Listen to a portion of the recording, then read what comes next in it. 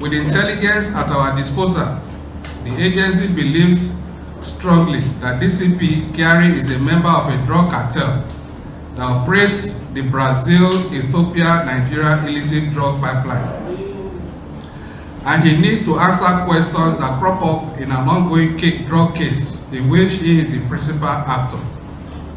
His failure to cooperate forced the hand of the agency, and that is the reason for this press briefing. Now let me give you a synopsis of what transpired.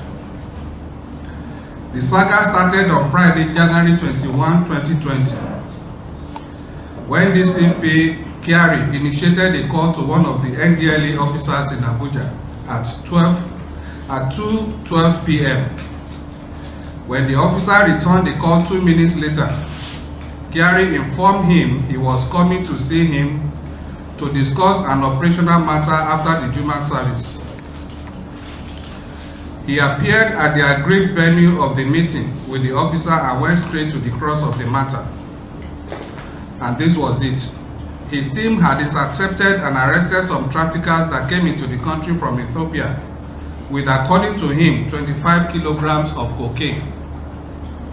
He proposed a drug deal where he and his team are to take 15 kilograms of the cocaine and leave the 10 kilograms for the prosecution of the suspects arrested with the illicit drug in Enugu. In the meantime, the purloined cocaine, that is the depleted cocaine, will be replaced with a dummy worth 15 kilograms. He asked the Ndlea officer to persuade men of the FCT command to play along as well.